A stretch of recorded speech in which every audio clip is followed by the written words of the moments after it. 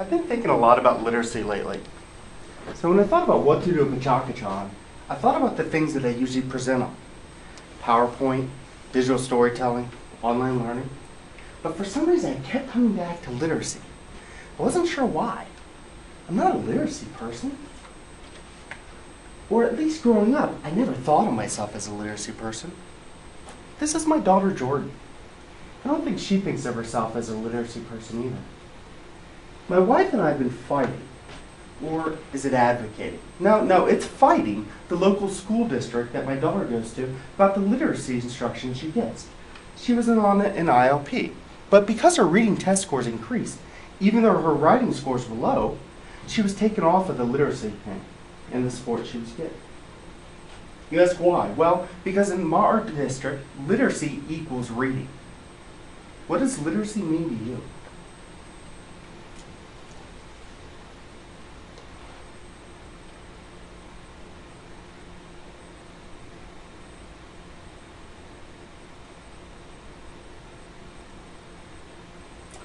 Now, I can't speak for other schools, but at least with my daughter's school, their conception of literacy isn't changing much these days at all.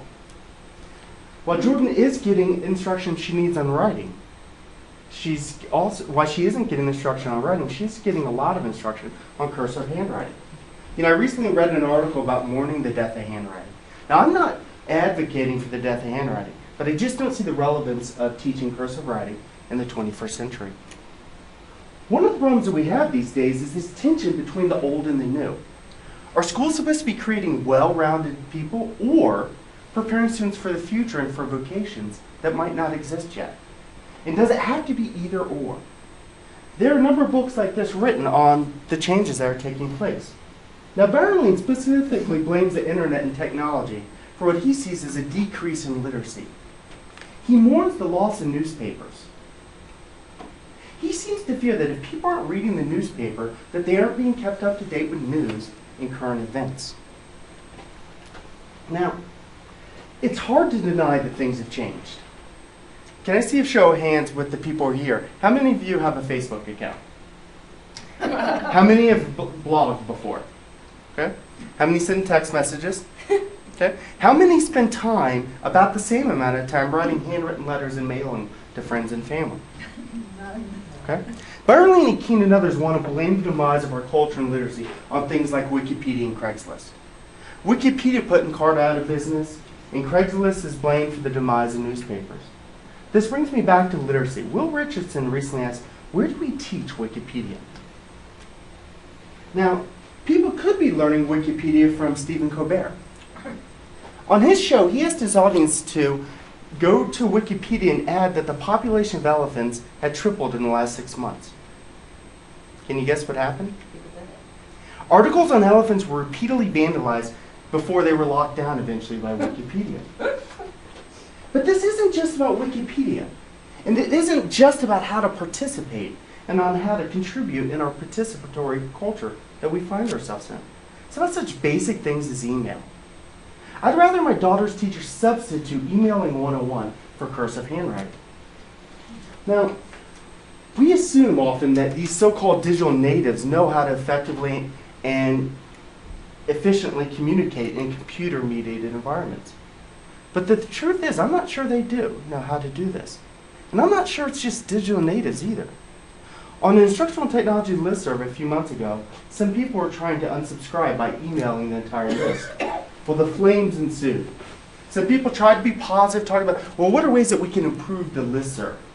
And I kept thinking about Richardson's idea, where do we teach Wikipedia? Or more specifically, where do we teach listserving? Or, not just listserving, what about Facebook for that matter? We regularly hear about things and we can't believe these crazy things people do on Facebook. Well, take Kevin, for instance, here. He called in sick and then posted this picture on Facebook. Well, before long, his boss emailed him to comment on his wand. But let's get back to the IT listserv debacle. I was almost as shocked by the multiple requests to thousands of people on how to unsubscribe to a list as I was with the responses back. One person commented on how remarkably dumb he thought these other people were. This is not simply a matter of netiquette or technology skills or proficiency. but rather, how do we read and write in mediated context? My research focuses on presence, more specifically on how people socially and emotionally interact and communicate online. Research suggests things like telling stories, self-disclosing, using emoticons. All these things help increase presence. But how do we learn to do this? A colleague and I, John White, have written some about new literacy studies and how we need to explicitly teach students how to employ academic literacy to be successful in college. But the more I think about it, the more I think that we need to teach students and people of all ages how to be literate in mediated environments in this 21st century. Following Susan Herring, I refer to this new literacy as computer-mediated discourse.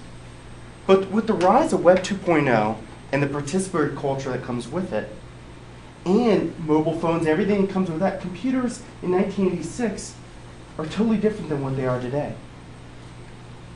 So, what I took away from the latest flaming on this IT listserv was that I need to explicitly teach my students how to not only join these communities that I want them to take part in, but also how to unjoin them. Also how, when I have students create blogs and wikis and other types of things, I need to remind them of the context and the nuances of this form of writing in reading and writing and communication and everything that goes with it. So now I realize we can't have a course on everything in life.